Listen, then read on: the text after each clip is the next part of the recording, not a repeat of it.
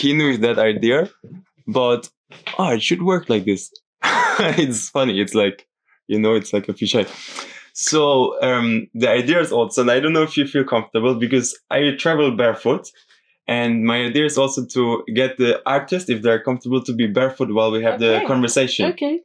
And for me, it's like this idea of being grounded and being like present where you are. Okay. Like when I stand somewhere and it's cold and rainy and dirty, it's like, for me with the pictures, I can feel what I'm photographing. Okay. And I am thinking of trying to get everyone who feels okay with it to get into it.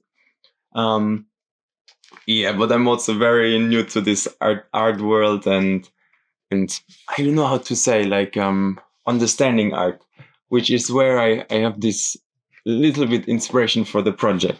Okay, there is a Cuban artist, singer, that she has been always performing without any shoes, and it's part of her performance. I need to meet her. Yeah.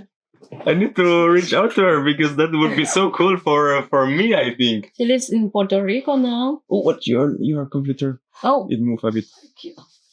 And yes, it's part of her performance because she's making, before she was more into jazz music, soul, R&B. Mm-hmm. And of course she was keeping an image. But now, maybe 5 or 6 years ago, she started looking to the roots of the Cuban music, to Afro-Cuban music, and she decided to change the image. So she dressed in white always, and without any shoes, always on stage. Wow! Yeah, it's amazing. Yeah, I see sometimes actually when I go to some live music, some people who play also the guitar or something, they will be barefoot. Just maybe they feel more chill, Yeah. Also the reggae artists sometimes I think are barefoot as well. Mm. But tell me about you. Mm-hmm. So you were born in Cuba? Yes, I was born in Havana. And I wrote it down. I think I found it in Havana. In Havana, yes. And so how long were you there? And because you started, I read online, I found one page. You were hard to find information about. But I found one page and you started when you were 10 years old? Yes. And what was your first, I'm wondering, connection to music, dancing? How did you get started? Yes, yeah, and it's good that you did the homework. I'm trying. But yes, you're right, because it's a bit difficult to find some information about me because I'm not so active in social media. And it's more about my personal life. I don't really like to share. But recently, I just realized that for having a career, so networking, to have some posts and to show the people what you're doing, it's also important for your professional life. And venues like it as well, right? If you have a bit of yeah. And there are some sites where you can find something, but I promise I will work on it. So yes, I started at 10 years old, but before I was, like every girl, dancing, ballet, and all this. But I would say professionally, I started at 10 years old in the vocational art school in Havana. And I started with saxophone. Okay. It was saxophone, and it is a very funny story because when you go to the School of Arts, you don't go alone. Of course, you go with your parents. And since I was 4 or 5 years old, I was passing by this school. Yeah. I didn't know it was a School of Arts. But I liked the architecture. It was always looking at you. And I was always telling my mother, I want to study there. I want to study because there. The building was beautiful? Just because of the building. I was like, oh, it's so cool. It was blue and white with this very classic, it's called colonial, I think. It's a hybrid between Spanish and American architecture. In Cuba, it's very often to find it. And I liked it. And my mother went into the school and she asked, "Oh, how can I transfer my child to this school?" No, this is a school of arts. Yeah. This is not a normal school. And they said, "But she's too young. It should be at 7 or she should have 7 or 9 years old just to make the exams." Yeah. And my mother said, "Oh, this is not what you think." Okay. When I was 7, we went there. But in reality, I didn't know how to act there. What should I do? So, and it was a bit for over these years. It was a kind of scandal about corruption in this school. And Which year is that?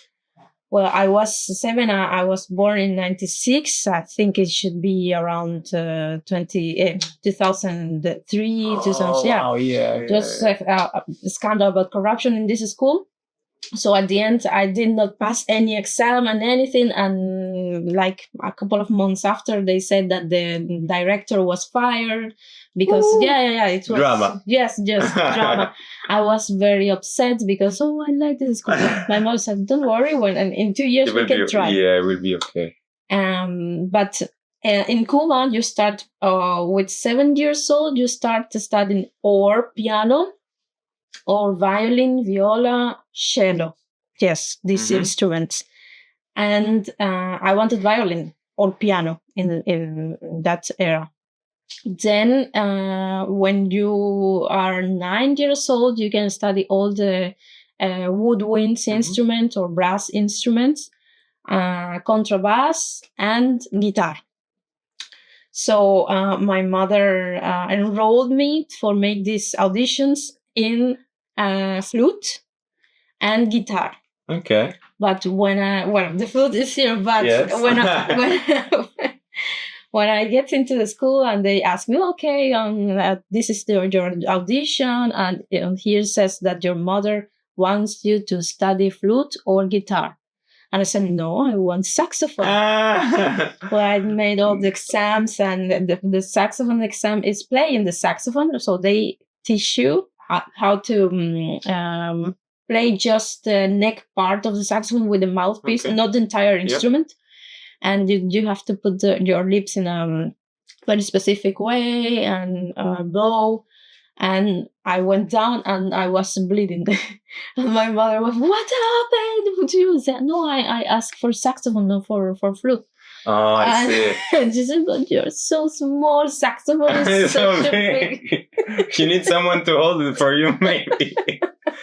But you had this interest for you were dancing as a kid, and are your parents artistic or? No. My mother studied informatics. And my father studied, auf Deutsch is Mechatronica. I know what I can translate it. Spanish is my mother tongue. Yeah. I can translate everything into English. No, that's totally fine. But they were always like encouraging you or happy for you to pursue your dream. There was nothing like, "Don't do this, it's too scary," or something. They always support me on everything, actually. Amazing. Yes. I have been always a very curious girl.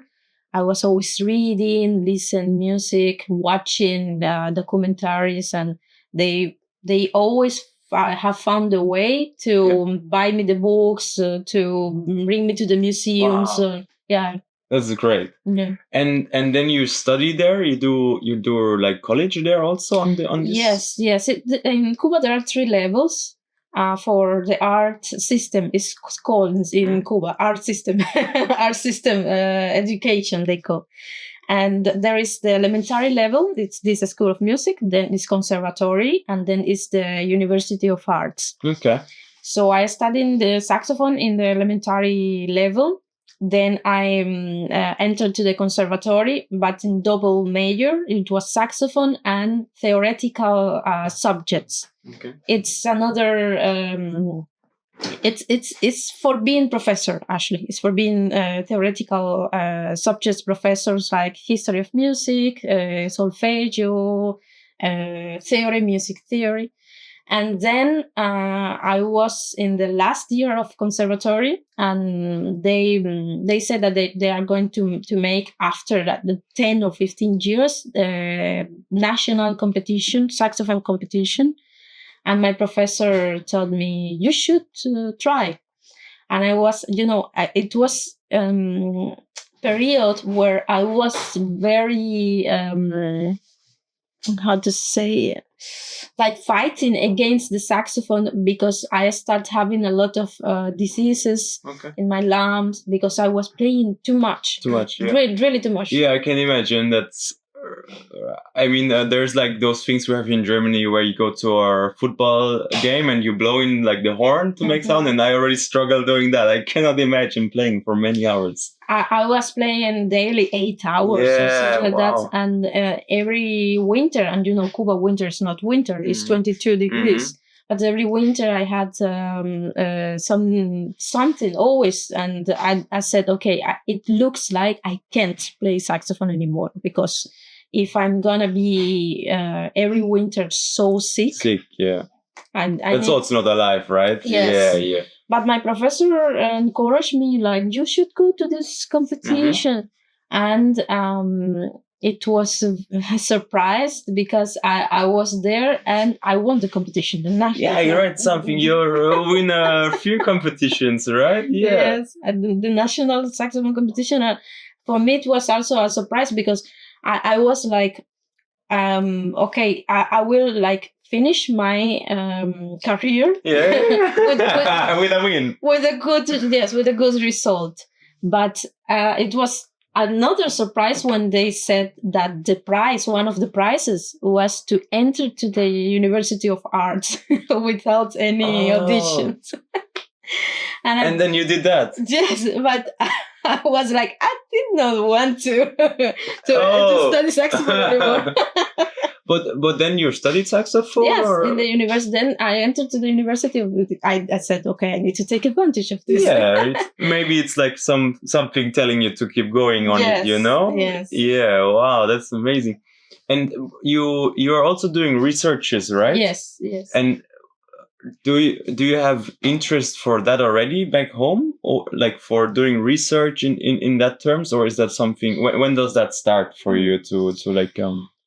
Since I was in the first level School of Arts, I was always wondering why this, why that, because when you're a child, professors tell you you should know this, nothing else. This is enough for your level.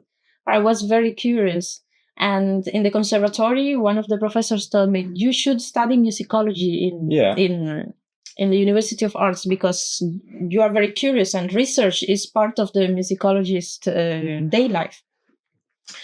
So when I was in the first year in the University of Arts studying saxophone, I applied for musicology and I got it. So I studied a bit more years than usual because I was behind in musicology, but so I did.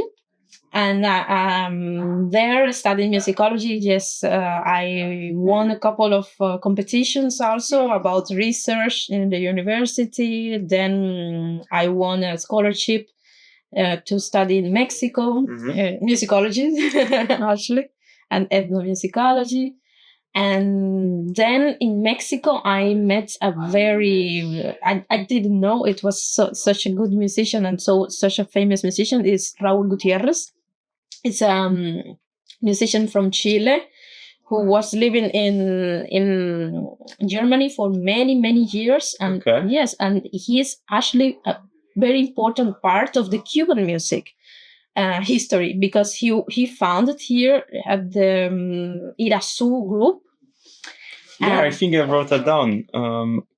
Maybe not. Something else, yes. So this group was in the 80s one of the most important Afro-Cuban music groups in Europe. So studying there in Mexico, when I met him, I met him by accident because they were playing in the university, and they were playing Cuban music, and I was so surprised. Oh, you're playing Cuban music? And he said, yes, I have. I was living in Cuba for many years. I start like making the research about him, and I discover all this, and we get to know more and more. He's married to a Cuban woman, and we are very close. So even today, after 7 years, we are very good friends.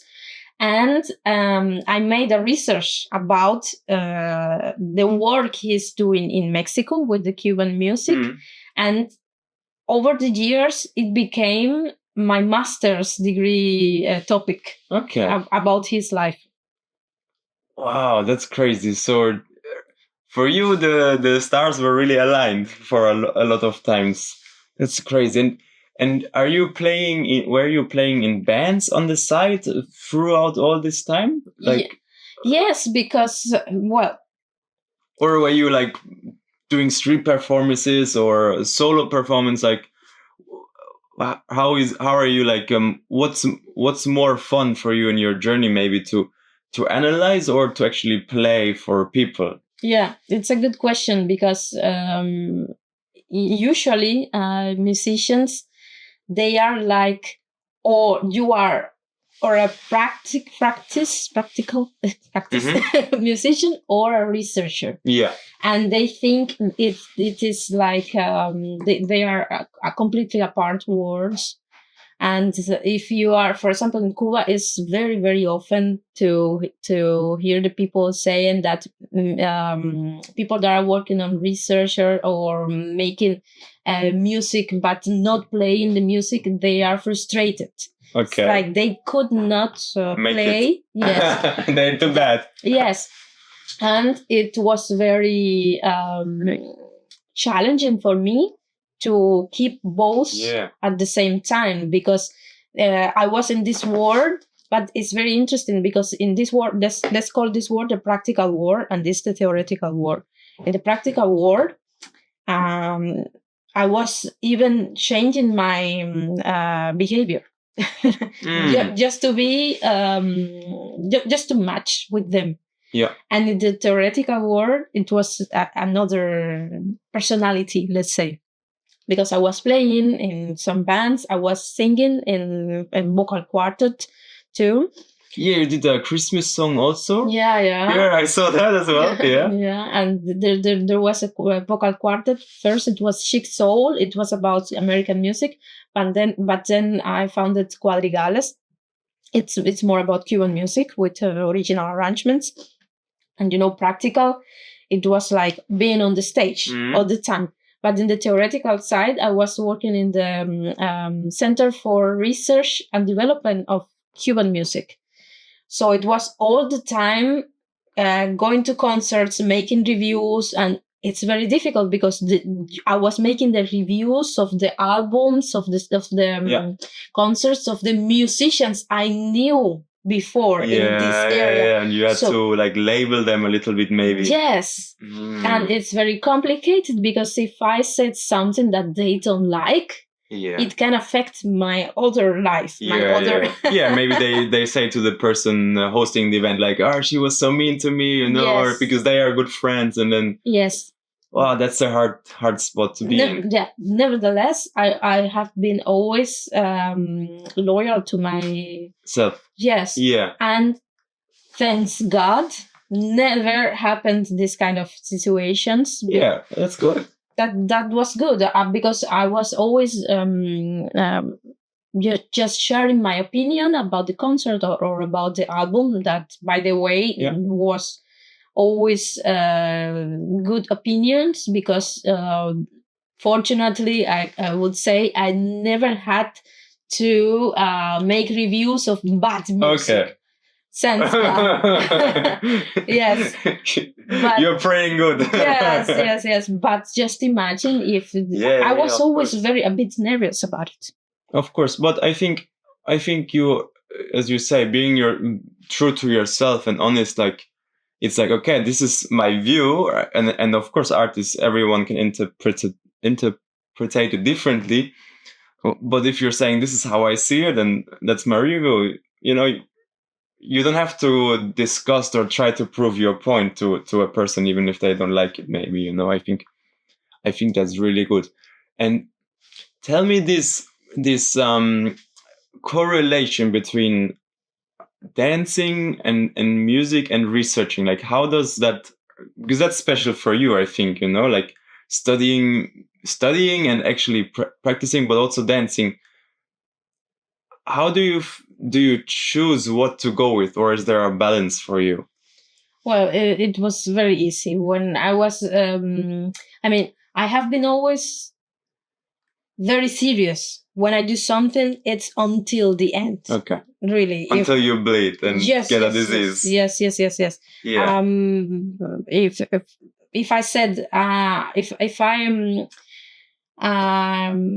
I said I will be in your group, for example, even if I don't like what we are doing, you have my word. I said, I'm going to be in your group until the end. Yeah. Eventually, you will notice that I don't like the music. I don't like, but I committed, yes. Yeah.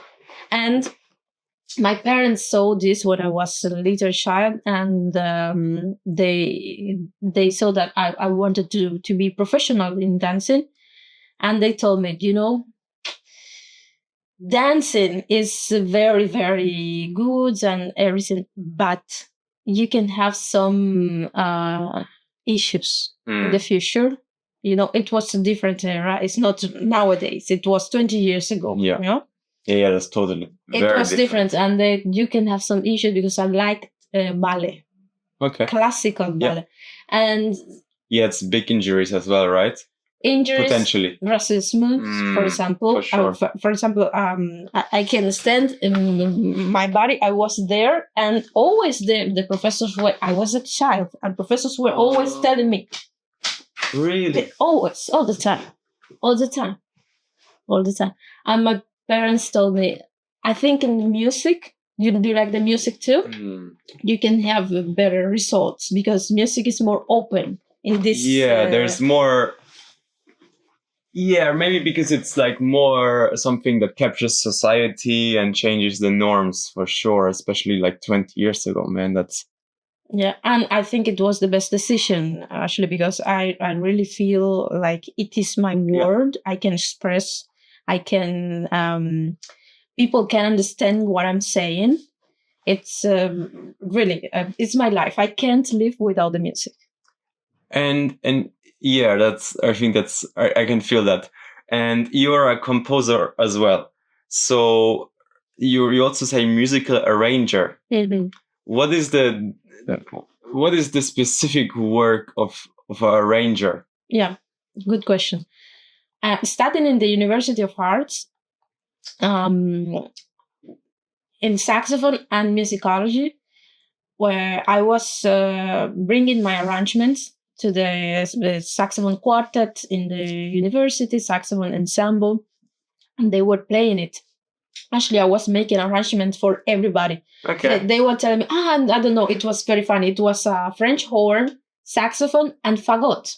3 instruments very, very apart. Yeah. And they told me, could you please make an arrangement for us? And then saxophone quartet, and then another. And I was making arrangements for everybody. For free, of course. Because you know them, or because you are just a person who is you enjoy that, it's easy for you, Yes, it was a kind of joke for me. It was like, okay, I had a lot of free time. In Cuba, it was no internet. Yeah. Oh wow! Yes, of course. Yes. Wow. It was just in the campus the entire day. Yeah. I was going to the campus from 7 a.m. until 7 p.m. because Cuba, it's a very interesting country, and now it's very difficult to live there. But like 10 years ago, it was not so bad, but still complicated. Yeah. So transportation was awful. So I decided to go with my father because he was going to work. Of course. Very early in the morning. I said, I will go with you. I understand, of course. So I spent a lot of hours there, and okay, I can make arrangement for you. And I made a lot of arrangement for many people, and it was a kind of. Now I see that it was kind of workshop because it was training for me. Yeah. But in that time, it was just for fun. Yeah. But one professor in the composition cátedra, he told me, you should study composition. And I said, I would like to, he invited me to go to his class. I said, I would like to, but unfortunately, there's not allowed to study 3 majors at the same time. Of course not. Which sometimes I think is ironic, right? If a person is interested in so many things, let them do it all. Yes. But I visit his lessons many times. In reality, composition in the University of Arts is very close to the musicology. Very, very close. They have 2 or 3, maybe more subjects different, but we have orchestration in musicology. We have orchestration. They have music theory, music history. Like we have very, very deep. How is it called? These subjects when analytics auditions, and you need to listen, and then be able to play it. Yes. Yeah. Then reading first sight, some symphonies and everything, and analyze. So we have very similar subjects. Of course, they are more focused on the composition than us. We are more focused on research, but we have similar subjects. So with the orchestration class, it was about 2 or 3 years, I think. I learned really, really a lot, and I improved my so-called skills, because I was doing arrangements because I liked it, but studying orchestration there, I understood how to do it better. Yeah, really with the with tools and exactly. Yeah, on top of the ambition. And now you are also doing it as a part of a job as well, right? So yeah, that's amazing. You turned that into you can live off it, right? Yes, exactly. Yeah, amazing. It for me, I feel like, in heaven, because it's the main thing I wanted to do my entire life, because I have been always so curious about everything, and now I can being curious, doing something new from this curiosity, and also live from this. That's a dream, right? Yes, and that's what I'm doing now, because I have been doing some compositions, but I have been very shy. Like, I don't want to show anybody what I'm doing. And there is a very important person in my career, and it's Marrón. Is the owner of the company, CEO of the company. That I met him through Raúl Gutiérrez in Mexico, the musician, and they were in Cuba in 2019, and Raúl told Memo that I'm studying musicology. I wasn't studying yet. I was not, the professional. Yeah. And Memo was very important, because he trusted me, and he said, "Okay, I will invite you to be in my company, Clásicos Latinos record label." But at the beginning, I was more in musical production. I was working in the National Laboratory for Electroacoustic Music in Cuba, and we were doing their recordings. All these recordings you can see there. I made the production. Okay. Yeah. Wow. Musical production of all these albums, and we were recording, mixing and mastering there. Sometimes mastering in Mexico. And after that, it was pandemic era. Yeah. Very difficult, as you know. Then Memo helped me to move to Georgia, to Tbilisi. They have an office there, and I was working there also in Clásicos Latinos, but more in organization, more about releases. It was a bit more behind the scenes in the industry. Yes, but then thanks to Raúl once again, Raúl told me that I was doing arrangement for his big band in Mexico. And Memo asked me to make arrangements for the symphony orchestra in Tbilisi. And we made this project that is Cuban Latin jazz mixed with symphonic orchestra. And I was working for on this arrangement, and we did this concert on May 15. We brought Robertico Garcia and Latin Way, is a Cuban band, with the Tbilisi Symphony Orchestra. It was the conductor maestro of Valentin Kahidze, probably the most important in Georgia. Wow. Yeah. And it was, very difficult project, because we were trying to make it for I think more than 1 year. But it was some logistic issues. It's difficult to get out of Cuba. I can imagine. Very, very difficult. We need a lot of permissions, letters, and a lot of things. But finally we did it. But in the musical part, it was a challenge for me, because it was the first time I did for symphonic orchestra. Yeah, and that's a lot of people, right? Yes. Before I did for chamber orchestra. I did for big band, the vocal quartet, saxophone quartet, many different formations, but the symphonic orchestra, and I had to study a lot. Yeah. Because some people, they think that you're playing around. When you are doing music or composition or whatever, you're just having fun. Yeah. No, and when you are so-called playing around, it's the final part, actually. Yes. Because before, you need to listen a lot of music, really, really a lot of music, and understand why it works. Yes. Then, for example, I will tell you about it later. You need to listen first. You need to understand. For example, in this project, I had to understand both words. Yeah. The Latin, jazz, Cuban music, and then make it work. Yes, and put them together. And then we start making it for chamber orchestra. And the conductor said, I want the entire symphonic orchestra. So I made it. I did the arrangement three times. Chamber orchestra. Then he said, okay, orchestra, symphonic orchestra. I did it for classical orchestra. And then he said, I want more instruments. So I made it for romantic orchestra. So at the end, it was amazing. I can show you later the videos. Yeah. But it was a lot of work, really, really a lot of work. And right now we are working also in another project. It's with very famous singer, Chinese singer, is Alan Tam. And we are in another project, is bringing the Chinese music into Latin jazz, Cuban music. Wow.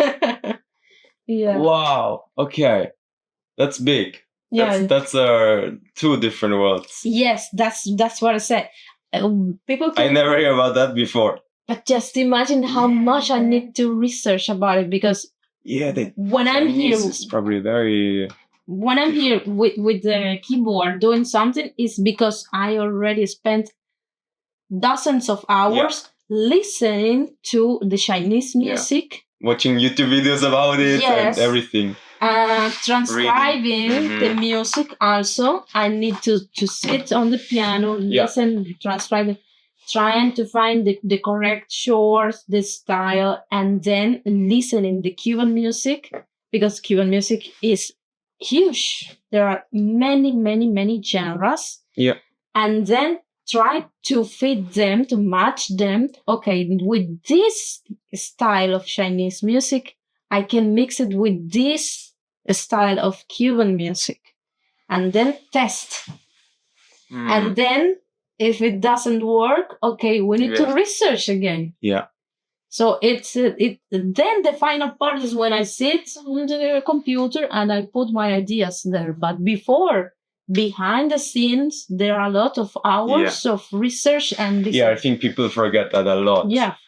But for you, it seems like the process is even more fun than maybe being finished with something, right? Yeah, and with the time you get used and you can do it faster. Yeah, and you get more and more experiences. And through all that, is there something you feel emotionally always has been this idea of maybe growing up in Cuba, freedom, or you said expression is maybe a bit bigger in music? Is there like some common theme throughout your path that's like helped you always kept going, or is it just fun? You just enjoy it? I always try to do whatever I do. I always try to find the funny and enjoyable part. Yeah. Otherwise, I don't do it. Yeah. And if I have to do it because it's mandatory or something, I try to put something Fun in mind. Okay. Yes. Otherwise, it's not gonna work. Yeah. I have a couple of examples in the past where I was trying to make it work, and at the end something bad happened. Yes. Yeah. Always something bad happened. I'm very sensitive person, and I can feel since the very first moment when something it's going in the right direction or not. Okay. No, that's good, and I think that probably comes back to your reviewing times, right? This idea, you don't have anything to hide. My parents always said that if you're just honest, there's nothing you can like. That's just you, There's nothing you can lose. You don't have to justify what you're doing if that's what you enjoy, right? And then people can join you on the ride. And how is your experience now? You've been here for not so long, right? How do you feel being here compared to Cuba and Georgia, maybe? Well, it's contradictory, but I feel good and bad at the same time. When I was in Cuba, I was with my parents. My whole family lives in Cuba. I have only one cousin living in France, and you can feel the support of your family all the time. I was studying in Mexico, but anyway, I returned to I knew that I was going to return to my country, so it's a different feeling. But when you immigrate, it's more complicated. Yeah. And I went to Tbilisi knowing that I was emigrating. Yeah. Of course, I visited Cuba, but it's not the same. And I felt in Tbilisi absolutely, how to say, lost. Because it's absolutely different culture. Very different. Middle East. Yeah, very different. But not so many palm trees, probably. Yeah, but the weather is nice in Tbilisi. But it was not so difficult in that part. But it is more about the feeling the people. Yeah. And if you can connect to them or not. And at the beginning, like many other people, it was difficult. But then I met my husband there, and it was amazing. Amazing. Yeah. I got used to Tbilisi, and I feel now like Tbilisi is my second home. Yeah. Really. Absolutely. And you didn't think that was possible? Yes. At the beginning, I wanted to return. I wanted to return to Havana, of course. But I feel Tbilisi is my home, my second home today. I have many friends in Tbilisi. And now in Berlin, it's too soon to have an opinion. But because I'm living now, I'm facing the same feelings I had when I moved into Tbilisi. I was, I don't want to go out. I have not visited the center, all these touristic places, not yet, because I need some time to understand that I am immigrating again. Yeah. So. But I think that's a healthy approach also. And how long you have a time horizon, or you just open end here for now? To stay here? Yeah. I'm not sure, because I have the contract for 1 year, the visa for 1 year, and all this. Probably I will stay more, like longer. It would be the time I need to finish all the projects I'm doing right now. But anyway, if it's 1 year, 2, 5 years, it's gonna be the difficult process. But I can tell you right now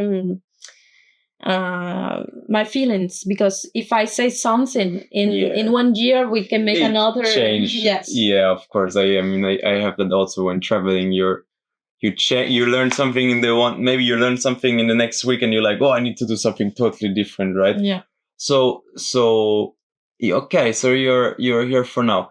And you visit home?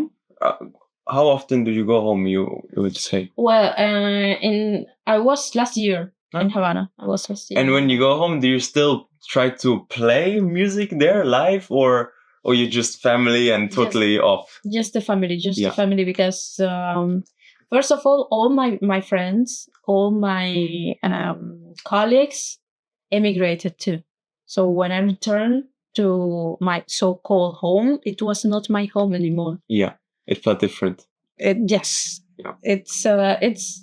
It's economical situation in the country, social situation in the country, and young people, talented people, they are trying to get some better opportunities that they can't have in the country. So when I returned, I met my family. I spent a lot of time with them, but nothing else. I was really tourist there. No, not playing, not doing anything. Because it's work. It's a kind of work. It was difficult period also because I was there during the big electricity outage, so all the cultural activities were slowed down. Yeah. So, but in reality, it's not for me. It's not so important that part. And you've lived through that somewhat, right? You've done it there already. Yeah, but I can tell you something about Berlin. I think what the people say, that they say when you are in Berlin, it's like everything changed. No, you want to change or something like that. They say it's true, because as soon as I got here, I felt like I had to change something. Okay. For example, it's strange, but I have been writing like 5 compositions since I got here. And I was in a pause. I was not composing for a while, and I got here. A lot of there's the energy here. Yes. Yeah, this place has energy for sure. Yes. And of course, many people had helped me too. My colleagues. I contacted some people on social media, friends of friends, and they helped me, and that has been good. But I think the more and this is, no, the biggest change has been in my appearance, because I was wearing for many years Afro hair. Okay.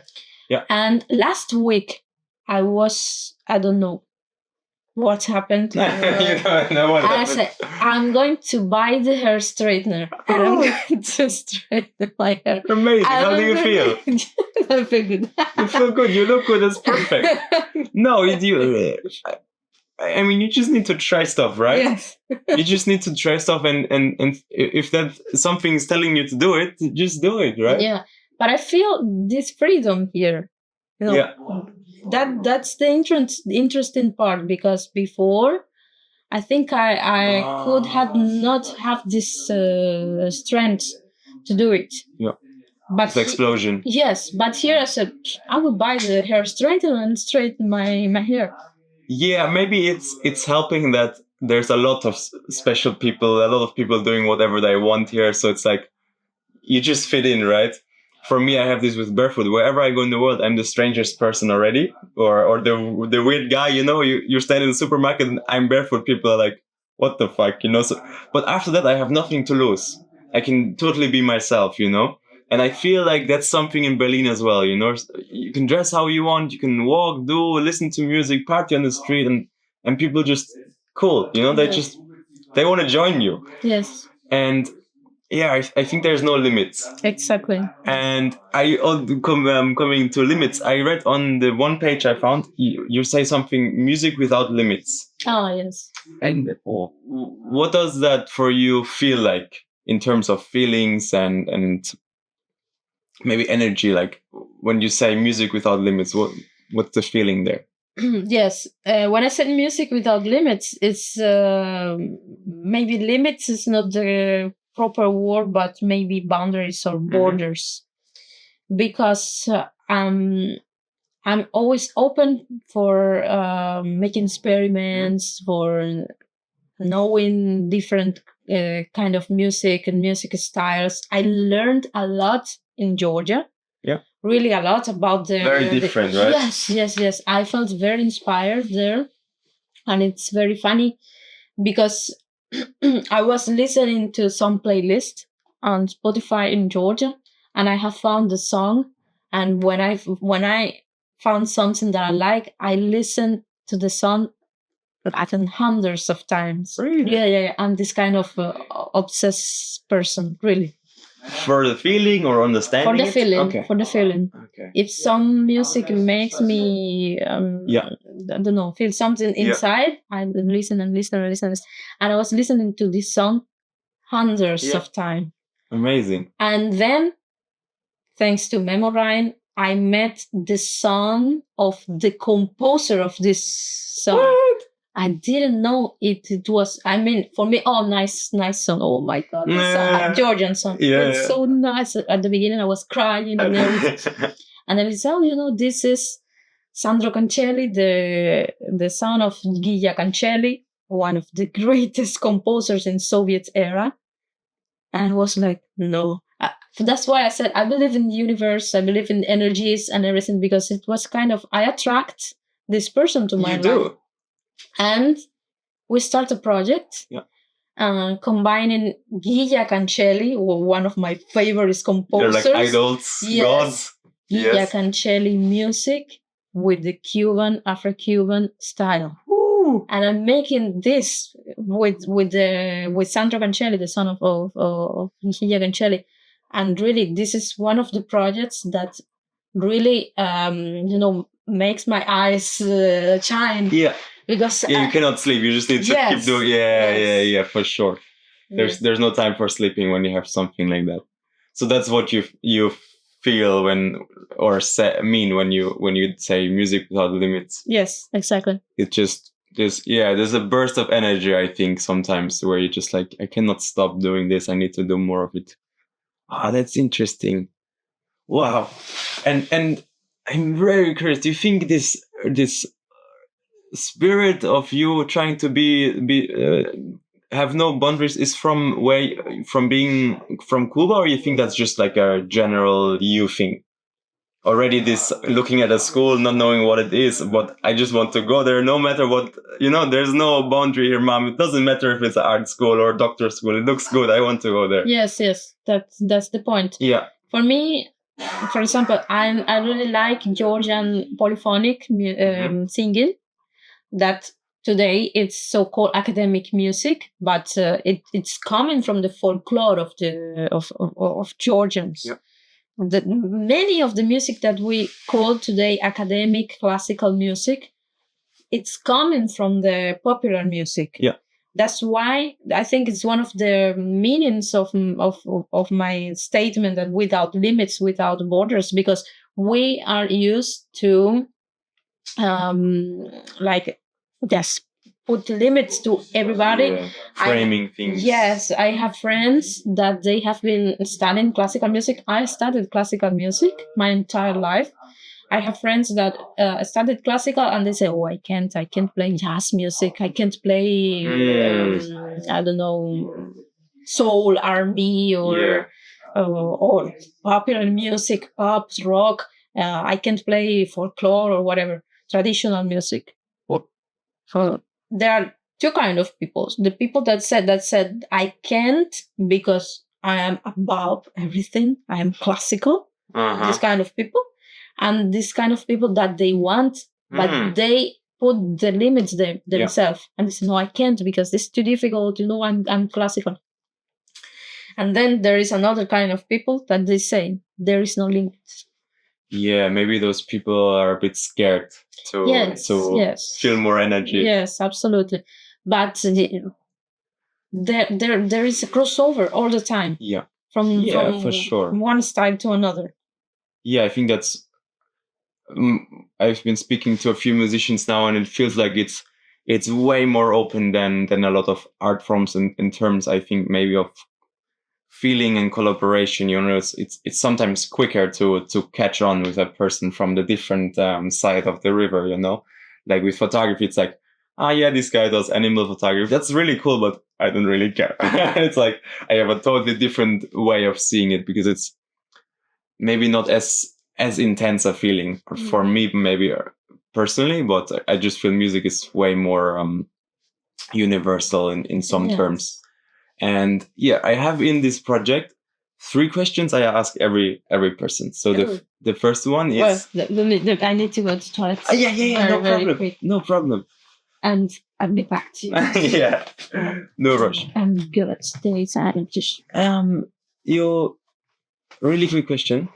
The quadrigles. Quadrigles, yes. The vocal quartet. Okay. Okay. Are those? It's not all yours, no? No, it's sharing. These are the musical productions from Kuwait in general, and only that side is Clásicos Latinos. Yes, okay. That's so many CDs. Yeah. And now we are making mostly digital. Yeah. Because It's the world. Yeah, people they don't have CD player. Yeah. I got gifted a CD from a music. I was with a producer also yesterday. He does a bit more like jazz or guitar and producing, and he's a teacher as well. And he gifted me his personal CD, and it's like I was like, I don't have a CD player, and he was like, yeah, you can find some on eBay, He believes it's gonna be like vinyl, people buy them again for the nostalgic feeling. I don't know. I think it's like going with a retro camera, It's just this feeling. It can be, but the quality is not the best. Yeah. People are going back to vinyl because vinyl they have they keep the quality. Yeah, and the sound is it's very raw, real. Yes, and also the recordings in that era were real recordings. There were not auto-tune. Some makeup on the voices and everything, and they were playing mostly together. I mean, if you that's right. That's a big difference. If you go back to this 80s, when they started with electronic music, they add some loops and samples and whatever, but singers were singing without any help. Yeah, and I think nowadays often also stuff is like recorded separately, right, and put together, so it's like all perfect. And back then it's just like a live performance, but way more authentic, maybe. Yes. Right. Okay, so to get to the 3 questions. So the first one is what does art mean to you? Okay. Art in general or just music? I think in general. In general. Yeah. Art, it's very important in my life. But it's just a part of my life. I will go back to my main thing, that is music. But I can't. I mean, I told you before, I can't live without music. But at the same time, I can't live without other arts. How is it? Manifestation now. We call it in Spanish. No, it's good. No. When I'm at home, I'm doing music. Yeah. But at the same time, I'm reading, or I need to have my breaks. Yeah. And it's not on social media scrolling. Yeah. I'm reading something, or I'm watching some documentaries or so, because I think there is art in everything. Yeah. But art is a kind of code, and we need to be able to to understand these codes and make the feelings from the artists, to make these feelings ours, transform these feelings in what we feel, what makes us to connect to the artist. I don't have here, but in Cuba I had some artworks in my studio in Havana, because sometimes I just need to watch something. Yeah. That's why sometimes I feel like in jail, because it's not my decoration. It's not. Yeah, I see. Yeah. If What about putting some CDs around? yeah, probably I will Yeah, do something like that, or some of this poster I can show yeah. you later. Yeah. Well, later you can say You can always- poster or something, because sometimes I'm just sitting and looking to the picture. Yeah. And then you think about feel something. Yes. That what I'm doing recently is just watching something on Google. I don't know, some Goya, Van Gogh, and watching it for 35 minutes, or reading, or listen some other music that is not related to what I'm doing in that time. Otherwise, it's studying. That's why, for example, I discovered yesterday, I didn't know that my lamp has speakers. I didn't know, not at home. Okay. And I heard this music when some device is pairing, and it was with some music. And I was, what is this music coming?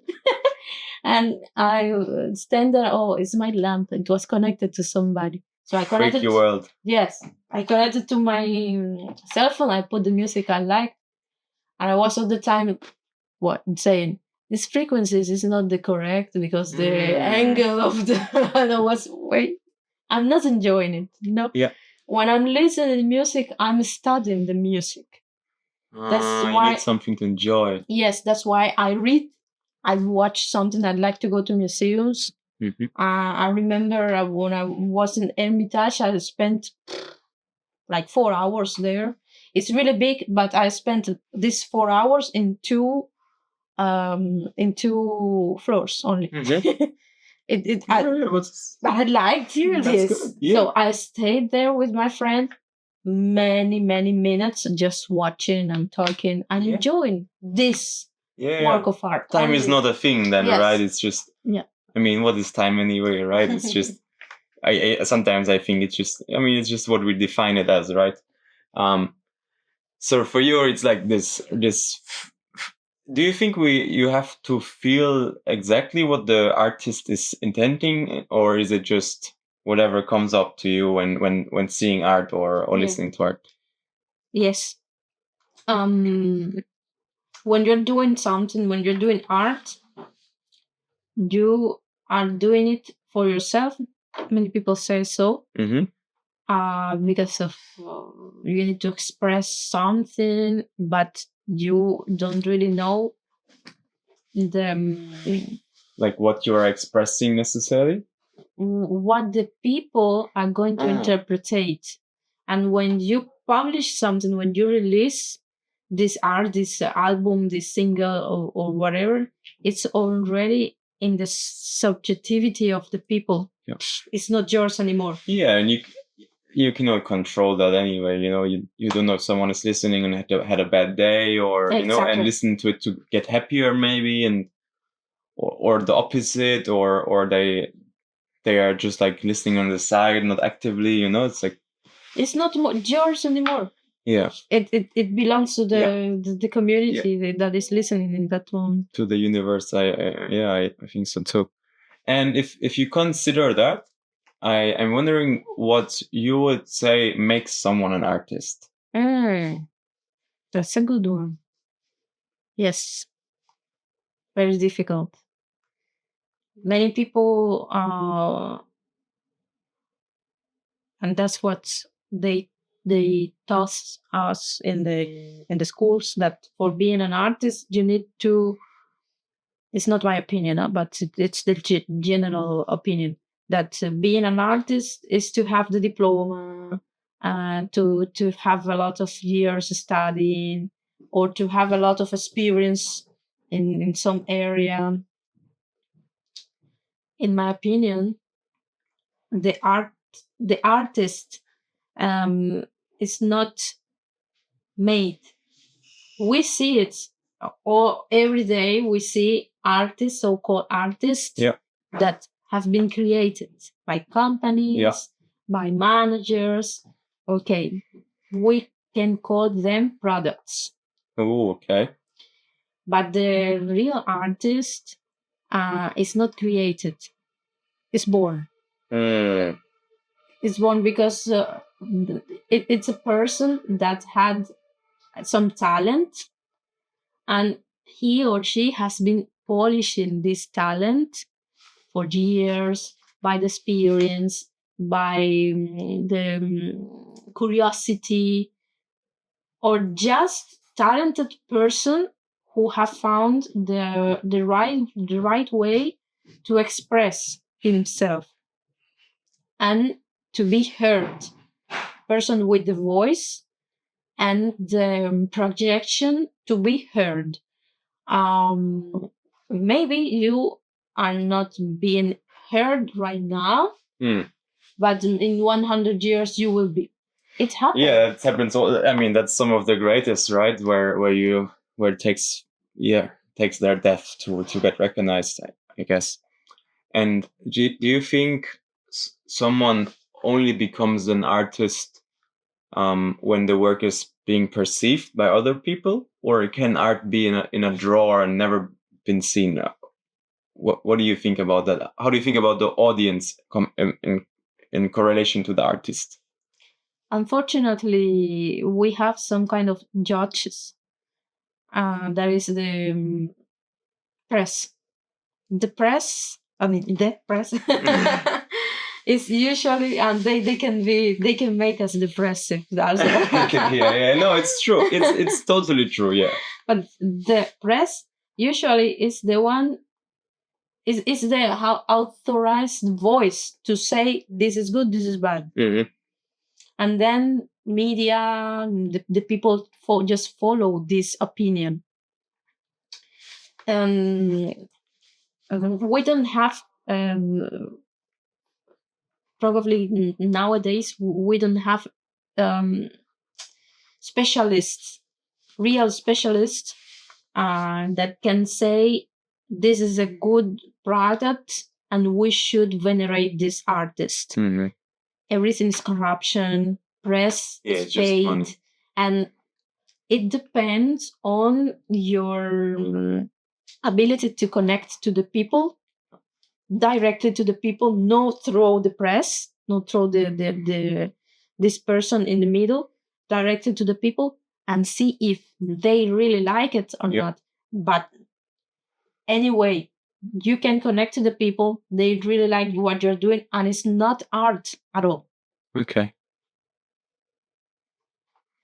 Do you think something becomes art when so do you think it needs to have a reaction to be art?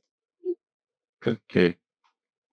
So an artist is someone who just has this for you also this need of expressing something and usually is born with it or through experiences gets this need. The real artist does the art for himself. Yeah. Then whatever he shares the art to other people, but it's not looking for recognition. Yeah. It's not looking for response. Yes, or feedback or no. Yeah. It's doing for himself, but he knows, I hope, that when you are releasing something, it's not yours anymore. Yeah. Yeah, I think this feedback thing is very interesting. Especially nowadays, people getting so fixated on comments or stuff like that, right? I think there's actually some also like galleries where they are a bit more open nowadays and not so money focused, but it's become social media just probably made it a big money machine, right? Just one example. Many good musicians, jazz musicians, for example, they don't even have social media accounts. Yes. Or if they have, they just post concerts. So I will have a concert next week, whatever. But you can see many normal musicians, not outstandings or bad, normal musicians, average musicians, that they are posting every day. Oh, my practice, whatever. Something very technical that has no feeling at all. Mm-hmm. And they are posting every day. Or just listen how Cool and the Gang sounds if I play it in jazz. Yeah. Blah, blah, blah, blah. They are not looking for having fun, or they are looking for the likes. Yeah. It generates some emotion in them to be. Yeah, there's like this dopamine reaction. Dopamine, yes, you're right. Yes. But is it art? It's a new kind of art. maybe. I mean, I think that's also with AI is super interesting, right? What is art? I mean, I think at the end, art is maybe also so much like it's so much more than the process of creating it. You know, as you said, once it's been shown to the world, it's just there to be perceived, and maybe the artist actually pursuing our piece, like you staring at the poster, and the intention was never to be in this room and you looking at it for inspiration. You know, maybe it was just a advertising for a movie, but I think maybe the pursuing or observing something is way more the art than actually creating it or having this need of it. Yeah. But I think at the end of the day, it's whatever people make out of it, for sure. Yeah, it's hard to say where it starts and stops, and I'm trying to like come up with more questions through meeting people and understanding it more. But I think for the most part, it's just feeling.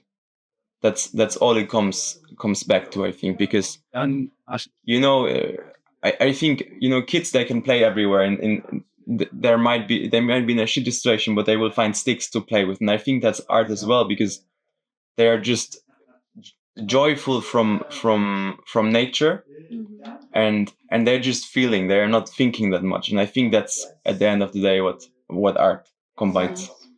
But yeah, it's really interesting with social media. I think to see where it's going now as well. How and money has become big, very big. What about it? We'll see. The last question is, if your inner voice had a message to the world, what would it say? Music without limits, or art without limits. I know it maybe it's gonna sound a bit strange, but we are living now in a world where boundaries and borders are so important. Right now, it's like you don't belong here just because you did not born here. Yeah. Well, we're all from the world, right? As far as we know. Yes, yes. We're supposed to be. I mean, I understand about cultural differences and everything, but respect. Yeah. It should be our main word. I mean, we should all have this word here, like a tattoo. Respect. Yeah. Because you can't go to a place and force the people to do something that you are used to do at home. Yeah. Because you're not in your home anymore. When you are at home, you do whatever you want. But here you must respect the other people. And I think it's a bit like in arts too. Yeah. Because sometimes, for example, I'm not a big fan of graffitis. Okay. I think it's art. Yeah. I mean, my personal opinion is not related to to the objective things. Yeah. I don't like it, but I think it's art. Yeah. Yeah, for sure. I mean, maybe there's art in disliking as well, somewhat, right? Yes. Maybe.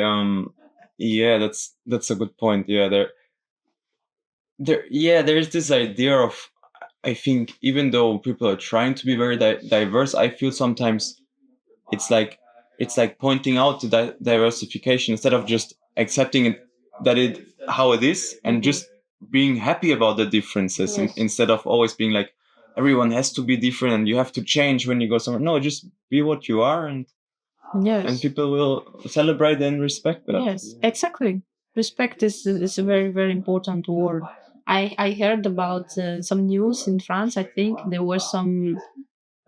This is very delicate thing. Some Arabics that were forcing a woman in France to wear the hijab. This because they were having feelings like sexual feelings about her. If you're at home, you can force your wife to wear the hijab. Yeah. But if you are on the streets and I want to be without the bra, it's my problem.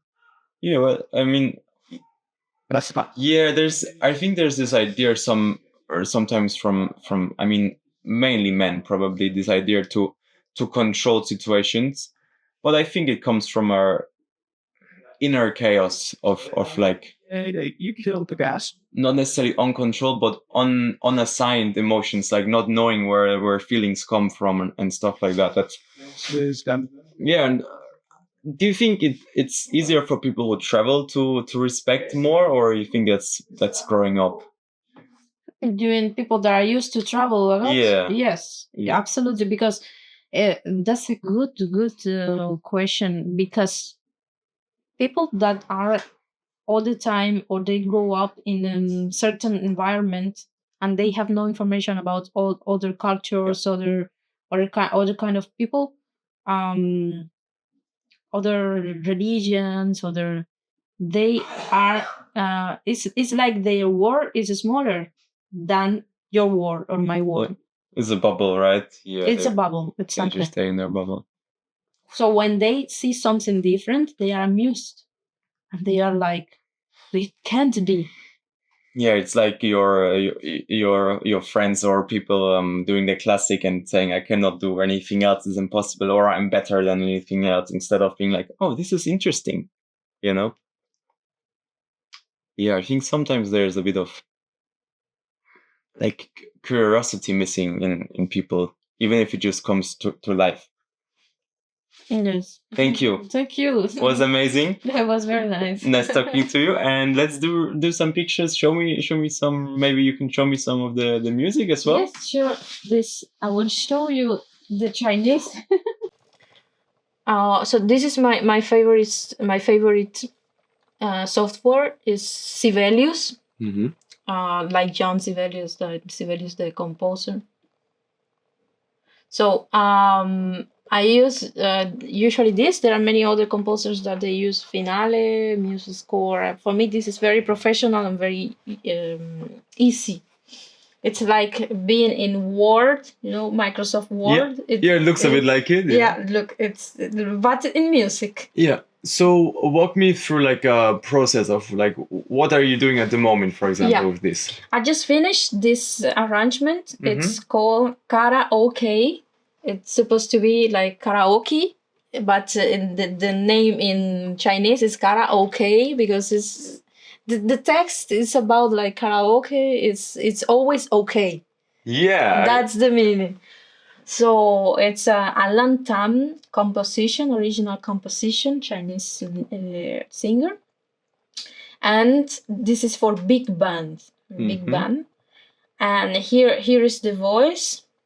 This is the original melody that I transcribe exactly like this. I did not make any changes to the original voice. So what I did was adding all the parts of the big band and also Cuban percussions. Here there are guiro, congas, timbales. You probably will have some other Cuban small instruments of Cuban percussions. And the style. That's the most interesting thing. The melody sounds a bit pentatonic.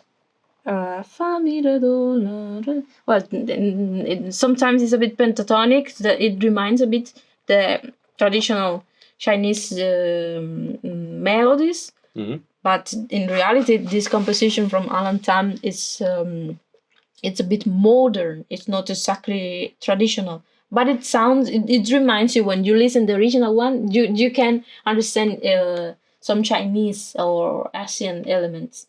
So as you can see, there are many short figures that is usual in the Cuban music, traditional music. A bit quicker, maybe. Yes, exactly. Yeah. Here, for example, there are this syncopa. It's called syncopa. It's when the second beat is a bit longer and with the accent. Mm-hmm. Bang, bang, bang, bang, bang, bang, bang, bang. That's the syncopa. And in general, I have used the main melody and the main chords to create something absolutely new. That's what. Amazing. Here is the piano that eventually will have the tumbao.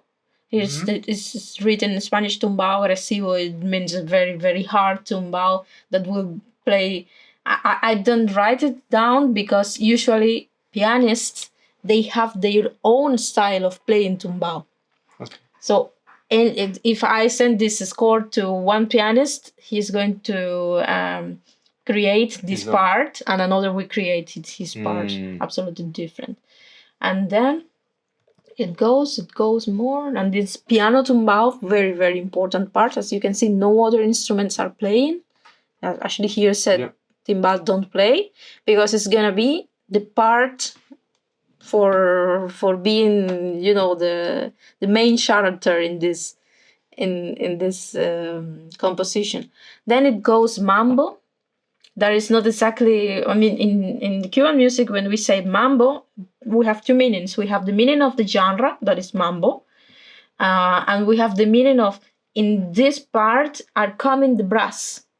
When we say mambo, or somebody singing and say, now it comes the mambo or something, it means brass are coming with a very, very heavy part. Okay. And this is called part mambo. Usually it's a kind of conversation between two parts in the orchestra. It can be, in this example, I made it woodwinds, saxophones, making a conversation with trumpets that are brass. So it's they say something and this answer. They answer. Then they say something and this answer. Yeah. Amazing. Yeah. Amazing.